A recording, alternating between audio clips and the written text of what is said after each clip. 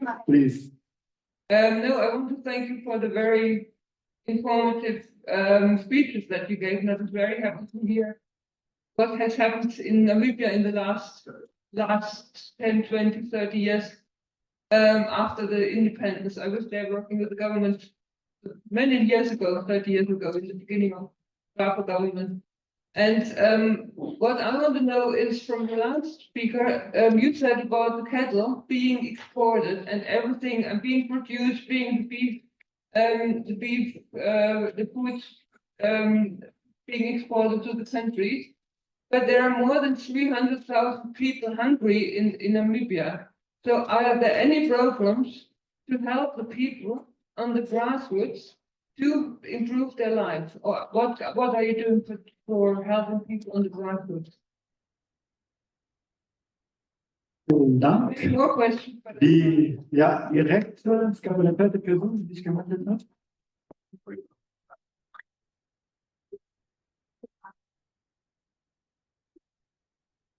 Die sammeln die nehmen 3 Fragen, dann kommen die jetzt. Ja, bitte. Okay. First of all, thank you as well for your informative speeches. My question is referring to majority of the land still being in descendants of the colonial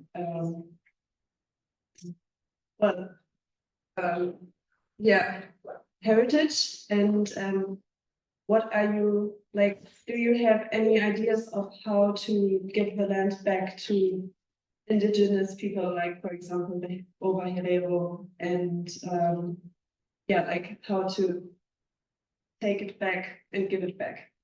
Es gibt wieder eine Übersetzung, insofern dürfen Sie auch gern Deutsch sprechen jetzt, wenn Sie möchten. Genau, wir hätten gerne noch eine Frage oder einen Beitrag, dann kommen Sie zurück hier zum Podium. Wer meldet sich? Es gibt noch keiner, die Zeit nachzudenken, dann kommen Sie hier. Back to you. The first question was for you, Angelina, and then we go to Namibia on the land before. Thank you for your question. Our government has very excellent efforts to actually combat hunger, but these efforts are also done through development aid projects at grassroots levels as well. But whether this is enough is the question. Will you reach to everyone that's hungry? So there are efforts on the ground, yes, but we need to do more in order to actually reach out to everybody, in order to allow that no one is actually experiencing any hunger at any level. So, Nandi? I think to the question of what is to be done to get the land back, this is the question really. You see, as I spoke earlier, land, the return of our stolen land is actually what's set at the core of our demands forever. I mean, it seems our people actually came out of those concentration camps. The first thing they knew was that, yes, they have lost lives, but they have also lost their land and their cattle. And with that, they have really literally lost their livelihoods. And so the whole campaign for statehood, for liberation, for all of this at its core had the demand that our land must be returned, because our land really has not gone anywhere else. The children of the settlers, you know, Namibia is really an exception of all colonial holdings, the German colonial holdings, because when Germany lost the First World War, it lost the colonial possessions. But in Namibia, it is the only place where maybe the Germans did not go anywhere else, because in Namibia they settled. Even the soldiers stayed back. So when you ask me what do we do with the land back, I think it's a question that together, we and you, the Germans, must answer that question together. And that is one of our critique, our chief critique of the joint declaration, because it doesn't talk about how our land, which was lost to German children, will be returned. We need to address that question together. The land reform program in Namibia does not does not adequately address it.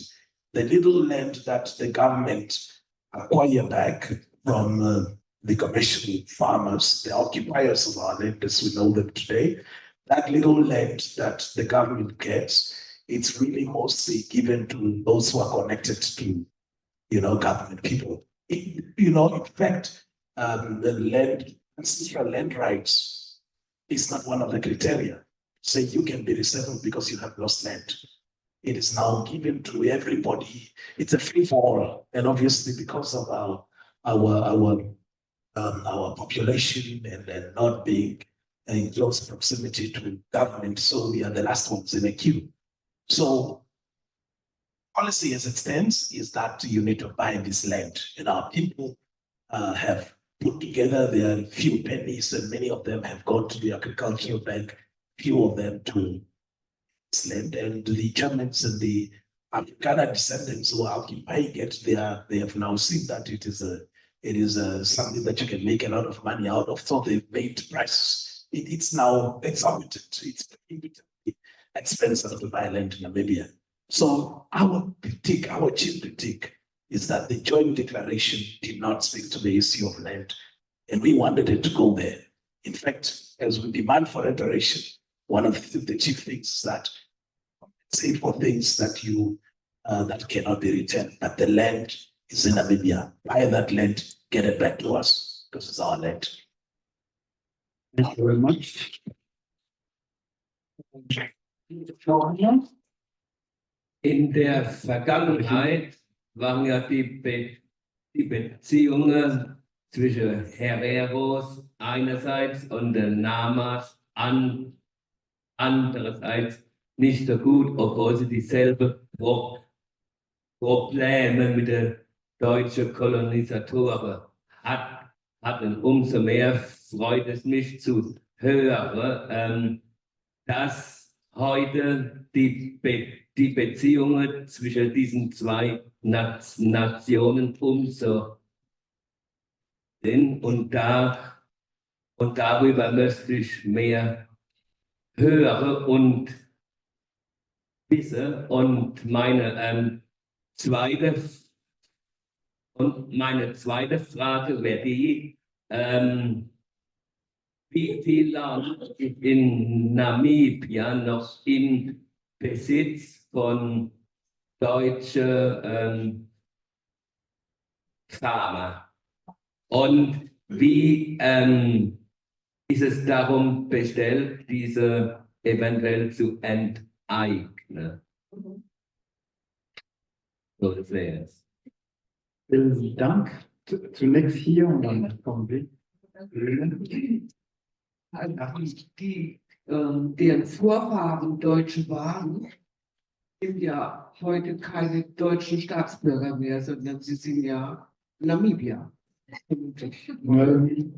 Jetzt würde ich gerne wissen, also wie das genau ist und wie viel politische Macht sie auch haben. Also sie sind Landbesitzer offensichtlich, aber wie stark sind sie tatsächlich auch im Parlament oder auch in den Institutionen vertreten, um ihre Interessen durchsetzen zu können? Wie stark sind sie aktuell dort? So, dann kommen wir zu Ihnen. Ja, ich bin zum zweiten Mal, spreche ich auf Deutsch. Sie haben vorhin gesagt, es war ein sehr guter Beitrag. Also ich war froh, Sie so zu hören über die Tradition der Herero und die Kultur der Herero und dass Sie auch die Kultur und die Tradition und die Bräuche der Herero auch einfach auch wieder aufleben lassen wollen und mit reinbringen wollen. Und nicht sagen, alles war mal, das ist alles primitiv, muss alles entwickelt werden. Die Europäer entwickeln die armen Afrikaner, sondern dass sie sagen, nein, wir haben eine eigene Tradition, wir haben eine eigene Kultur und wir wollen die auch leben. Wie kann die durchgesetzt werden und gelebt werden mit einer Ökonomie, mit einer Wirtschaft, die nur darauf aus ist, das Produzierte zu exportieren und nicht den eigenen Menschen die Chance zu geben, selber Lebensmittel zu produzieren und zu konsumieren und damit dadurch auch den Hunger abzubauen? Und ich denke, in den früheren Zeiten Herero, vor 1864 oder 1904 ist es praktiziert worden. Vielen Dank. No. Coming back to, Yeah. would like to start, Nandi? Yeah, I would speak to the relationship between the Namas and the Hereros, which is really very strong and very, very friendly, or perhaps even more than that. And I would say, yes, what you said, there is a history to that relationship, just like there is a history to all relationship between our neighbors, long-standing neighbors, because we have always been neighbors. I mean, the Hereros in the central and the Namas in the south. Of course, there were times when we had clashes over the cattle grazing land and so forth and so forth. But I think from the time of Hendrik Vetboy and the Hereros, there was that recognition that our issues, especially when Europeans began to invade our land, there was already a recognition that perhaps our issues are trivial compared to the danger that the no invaders actually posed for our security. And that is why there were also letters exchanged, the Vetboy and Ovaherero, saying, let us rise together, let us fight together. Let us not really be distracted, because of course the strategy of the Germans, Ludwig particularly, was to pit the two against each other, because this is how they profited. But we have long recognized that we are stronger together, and that is why one of the last action of the late Paramount Chief, the last one before Professor Meshua, the late Kirchliche, one of the last action or act in office, just before he passed on, he tragically passed on years back, was to really visit a town in southern Namibia, where they reaffirm what is called the Wahanas Declaration, which is a partnership between Hereros and Namas. And amongst other things, where it is agreed that, particularly in matters of pursuing justice for the wrongs that were meted out against our two people, we are one. We have formed structures, for instance. As a movement, the overall spokesperson is the Nama chief. He speaks for all of us as a joint movement between Hereros and Namas, and he is deputized by the Paramount chief.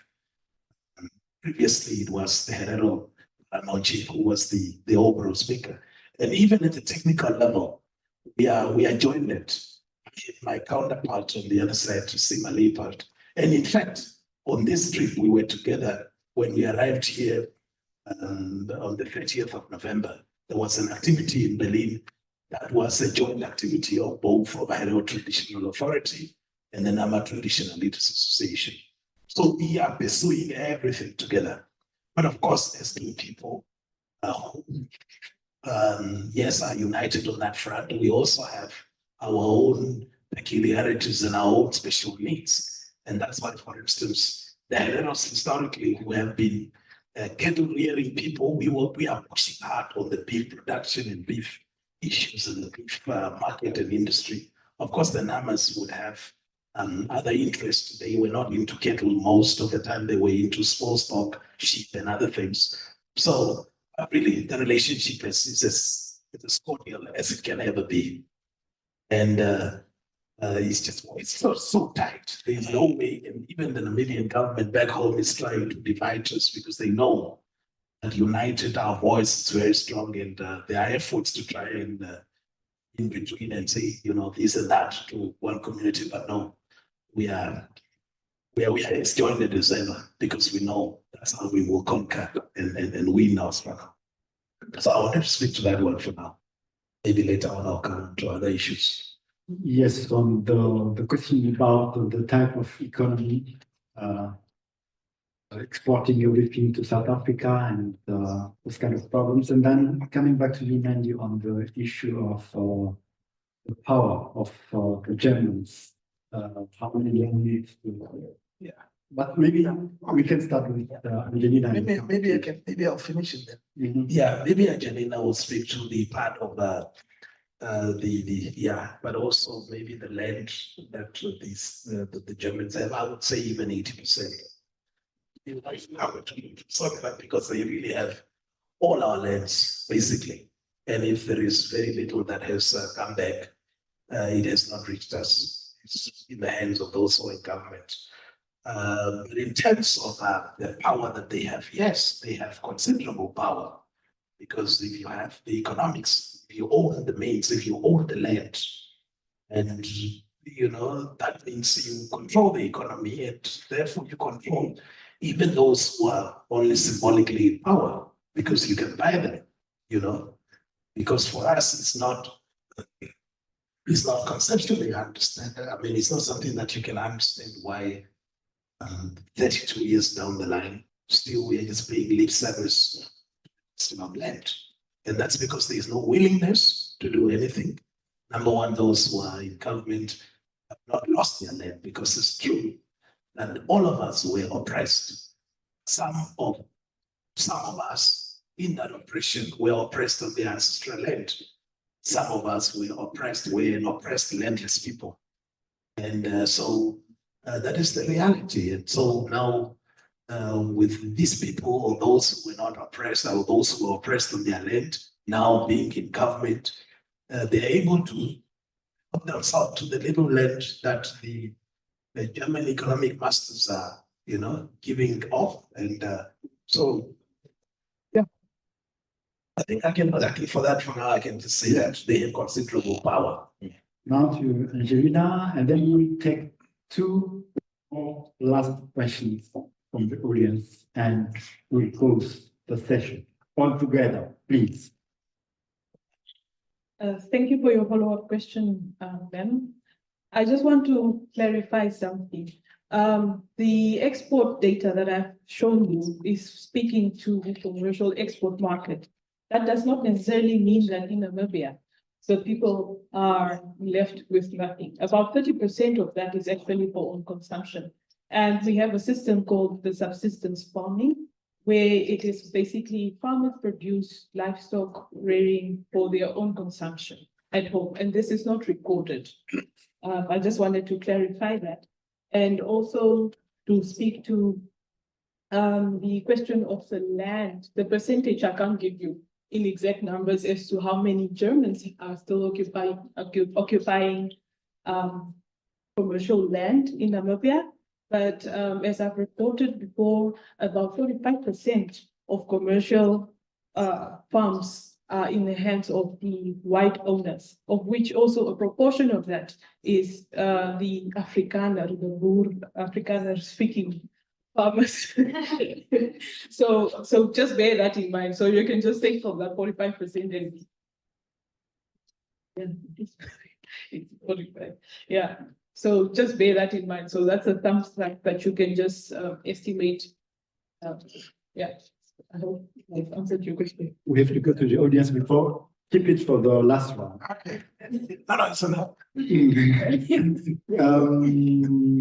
Johannes und dann die Dame da hinten und dann kommen wir zurück und wir werden abschließen. Johannes, bitte. Entschuldigung, Johannes, Entschuldigung, wir gehen da und dann zu dir.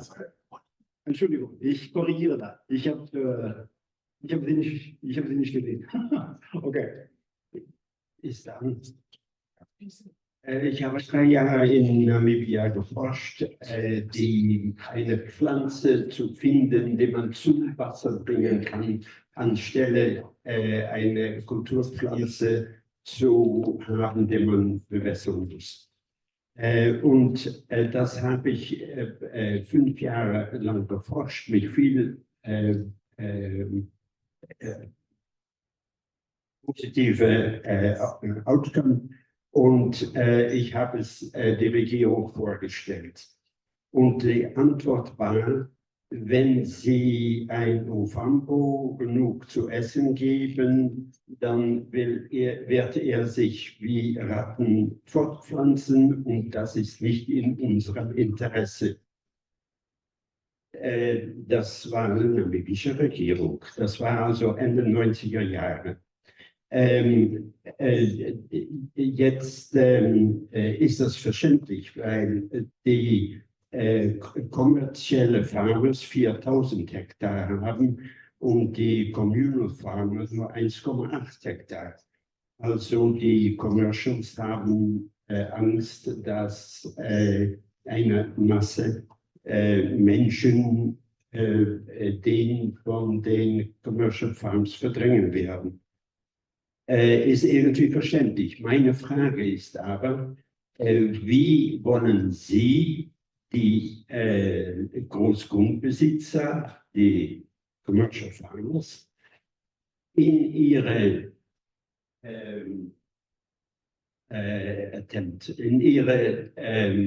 Ihrem Versuch, selber empowered zu werden, wie werden Sie Ihre Gegner, die ja teilweise auch aus dem Zweiten Weltkrieg eine Nazi-Vergangenheit haben und in der Anfang, wenn Sie zur Frage kommen könnten, ja, der Genozid verursacht haben. Ich habe das in Englisch hier umdenken. Wie wollen Sie diese dominante Teil der namibischen Bevölkerung in Ihre Politik einbinden oder umstimmen? Vielen Dank. Johannes, bitte. Ich habe eine einfache Frage. Die deutsche Regierung versucht ja mit Wasserstoff den Klimawandel aufzuhalten. Das gelingen mag, das brauchen wir halt nicht zu diskutieren. Und sehr großen Wert darauf legt auch die Namibia, sich bereit zu machen, hat auch mit der Regierung und gewisse Abkommen geschlossen, dass grüner Wasserstoff aus Namibia nach Deutschland, nach Europa transportiert wird. Jetzt hat der grüne Wasserstoff natürlich das Problem, dass man erstmal viel Platz braucht, aber das ist ja auch offensichtlich vorhanden. Das wird zumindest behauptet. Aber man braucht auch sehr viel Wasser. Man könnte natürlich sagen, man macht mit dem elektrischen Strom, der in die Solarzellen erzeugt wird, aus Meerwasser, reines Wasser, aber dann ist die Effizienz dieser Anlagen natürlich wird immer geringer. Und eine weitere Frage für mich ist, würde so ein Projekt vor allen Dingen dann den Export dienen oder hätte auch die namibische Bevölkerung das davon? Als allerletzte. Yeah, my name is Anitya, and first I want to say thank you for your speeches. I'm very thankful for the information and everything what for us. Yeah, I'm in Namibia, there, but there, nobody talking. Question is, I'm very sorry for that. Anything. What I have done, that is wrong. I'm very sorry for it. But maybe in that question, we are supposed to begin and look forward to a new future friendship, partnership. And I was thinking about to forgiveness. We have all there, and now there done. For himself that I've done. The wrong is there. But I'm begging, I'm hoping that we find a way. Vielen Dank. Die Frage ist angekommen. Wir kommen hier, diese Fragen zu beantworten, aber das ist auch die Abschlussrunde. Wir können vielleicht mit Angelina beginnen. Let's start with you. Okay. With Nandi, then Angelina, and then we'll give the floor to the parliament chief for the last remarks, and then I will come back here to the session. Nandi. Yeah, I think on the two, the ones that question around the people and why so much is being taken outside while there are so many hungry people back home. That's That is what this conversation is about, because we said, and this is what the Paramount Chief actually spoke to say, you know, we have our own development program to deal with, you know, these issues. And this is why we are looking for partnerships and many things, because we must recognize where that hunger also comes from.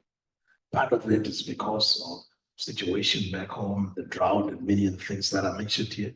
But largely it is also because of the genocide, the theft, the German theft of everything that we owned that supported our livelihood.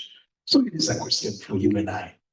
What do we do? And this is why restorative justice is one of the pillars, you know, where we are saying, what was stripped of our community, our land, which supports the livelihood. That's what was taken away. And that's why we have that poverty. So if the German population can actually ask their government, deal with this matter honestly and conclusively, so that what was taken from us is actually restored and restituted, we can deal with some of those questions of hunger and so forth. Now, to my sister, who's talking about forgiveness. Indeed, forgiveness is what we all want. For forgiveness, we want justice.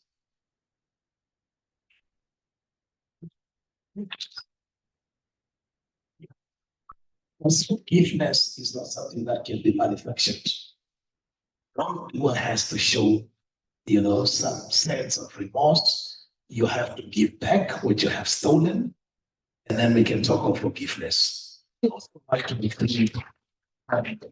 These long-standing conversations and demands of saying, give us back, give us, even the objects that are sitting in your museums with our names, you still have very long conversations around them when we say we want them back. You still want to ask, who's going to look after it? How will you take it back? When you know it's not yours, you simply are supposed to give it back. You still have very long unnecessary processes. So let us first have justice from you, talk about reconciliation or conciliation. Okay? Thanks. The issues of hydrogen and the rest, I will leave that to the two ecologists. PC is a natural conservationist, Angelina is an ecologist. What we know about this green hydrogen, in fact, as I sit here, I know very little about it. I just know that some Germans needed energy and they went to Namibia. Apparently, your taps are being closed by Russia and somewhere else, so you went to Namibia and said, okay, we want energy from you. I don't know what it will need from the rest of us, honestly. So let the scientists in Namibia tell us. Thank you. I would like to actually shy away from this question. So maybe my Paramount Chief, would you come in, or Mr. Bonifant, please help me. The politician in me is not.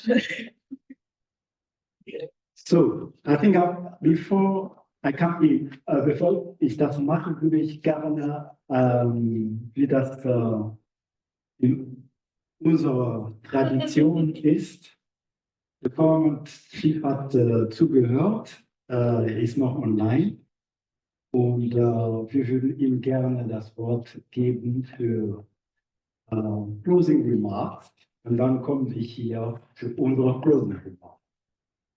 PC, I hope you hear me.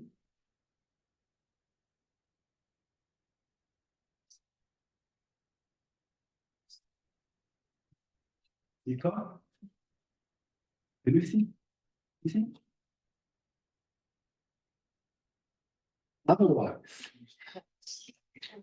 Otherwise, so, 2, 3 Dinge, bevor ich wirklich die Closing Remarks mache.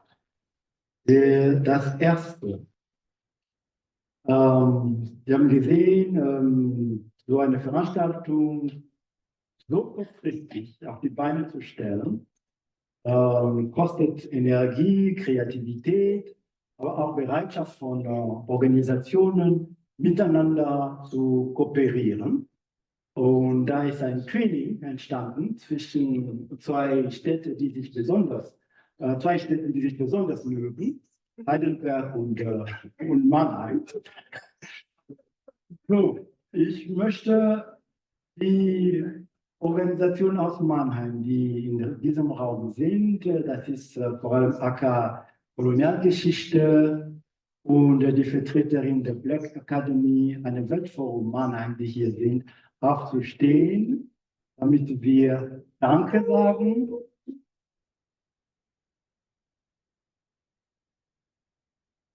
Vielen Dank. Die Mitarbeit. Die können gerne zusammenarbeiten.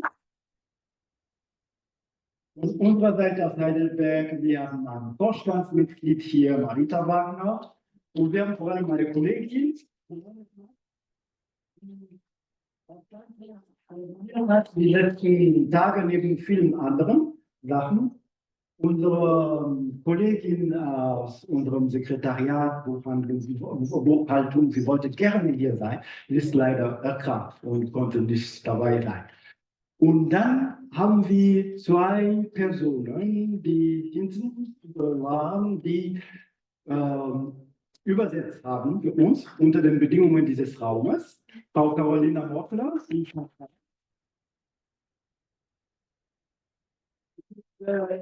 Die Bibliothek da ist schon auf dem Rückweg nach Aachen. Also wir werden unseren Dank weiterleiten. Dann, bevor wir wirklich zu Ende kommen, möchte ich zwei, drei Aspekte kurz aufgreifen. Der erste, die Sache mit der Staatsangehörigkeit der Deutschen in Namibia. Ich habe das jetzt besser erzählt anhand einer Geschichte, die ich über meine Kollegin kenne. Wir kennen sehr viele, aber besonders einen, der aus Deutschland, aus dem Ländle nach Namibia gegangen ist und beschlossen hat, irgendwann seine Staatsangehörigkeit, seine deutsche, abzugeben.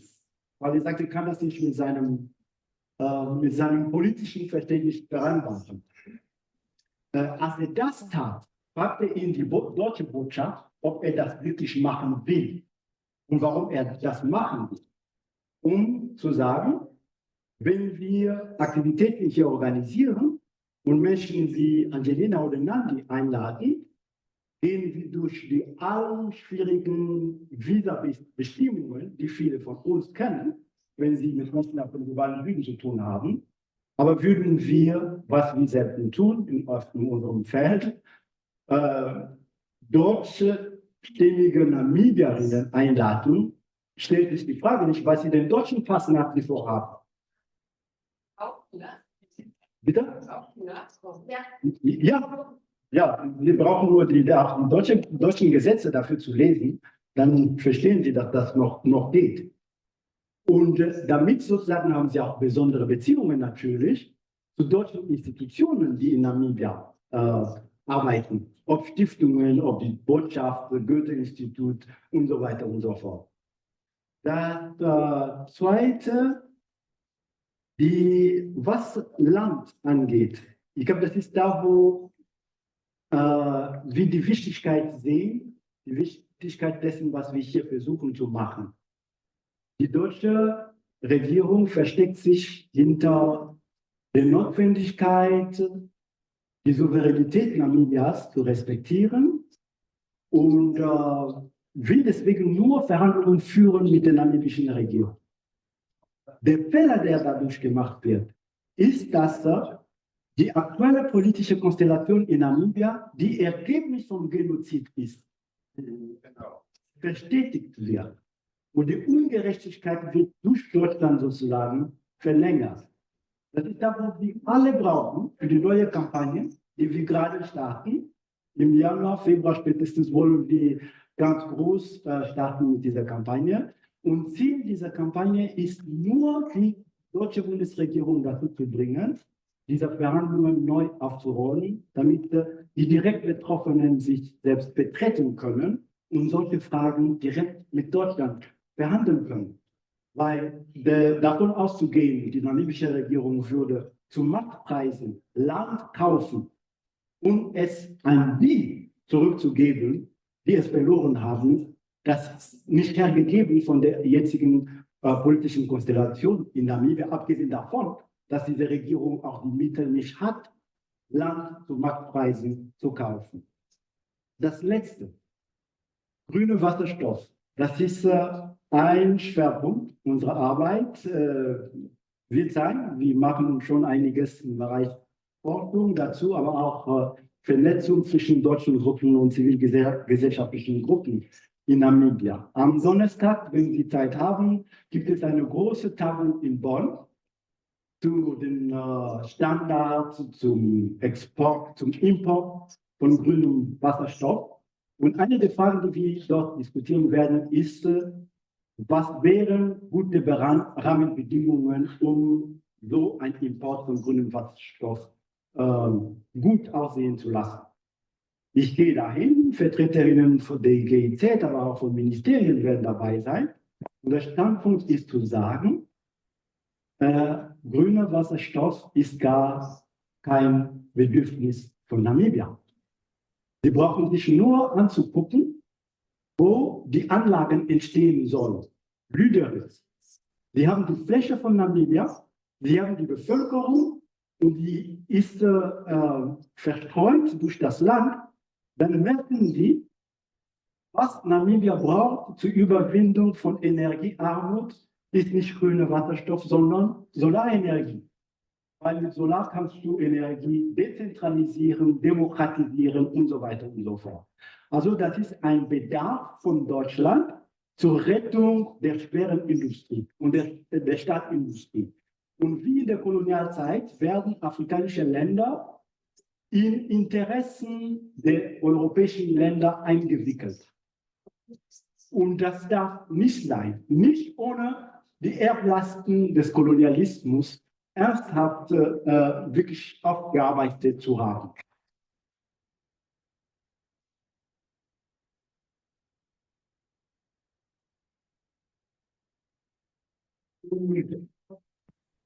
Hello, Dr. Boniface. Yes.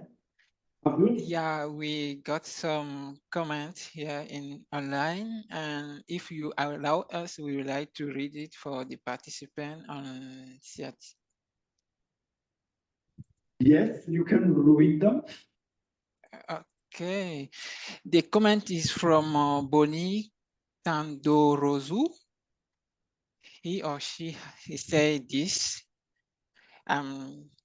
Citation, the joining declaration ambassador are not in this panel. I would like to ask them question, but one thing for sure is that, they don't represent the affected community. They don't consult them, let alone contact the affected community outside. Namibian more, especially for descent of Ovaherero and Namas from 1904 and 95 genocide victim.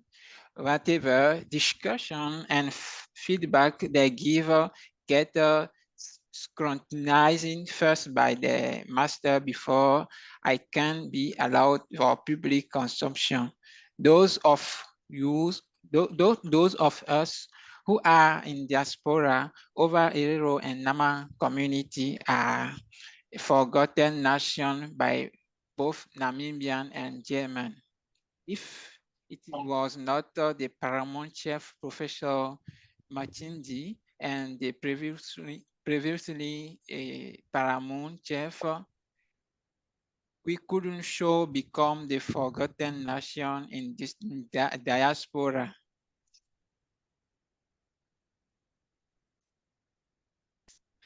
So this is some kind of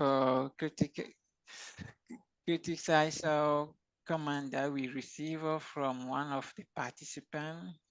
And we like also to hear about the panelists from that, what they think. And another comment is, one moment, and check. It is a thank you comment from also another participant who said that soon I shall long off for another engagement, but before I do that alone me a moment of personal privilege to thank the organizer, Nandi Bezingo, and of course the paramount chef of Ovahereros for the clarity of this presentation. To my German brother and sister, the moment of truth is now for us to have a respectful conversation about the Ovahereros and Nama as we seek restorative justice. The moment is now for you to redeem the soul of German people of Vielen Dank. Thank you. Thank you very much, Arthur. So, das war auch Fügung. Die Tür wird dort auch gemacht. Das ist ein Zeichen, dass wir raus müssen. Und das hat gut gepasst. Der Kommentar, der gelesen wurde, wurde geschrieben vom Chief der Ovaherero in Südafrika. Er kam nicht mehr zu Wort, er hat den Kommentar geschrieben und ich nutze wirklich die letzte Gelegenheit, um mich sehr herzlich bei der Black Academy zu bedanken. Abdul, der gerade die Kommentare gelesen hatte, hat diese Veranstaltung betreut von Cotonou in Berlin aus. Und das ist die Magic der Black Academy, dass sie mit vielen jungen Menschen in Berlin, aber auch in Kamerun und woanders solche Veranstaltungen in Deutschland betreuen kann. Vielen Dank.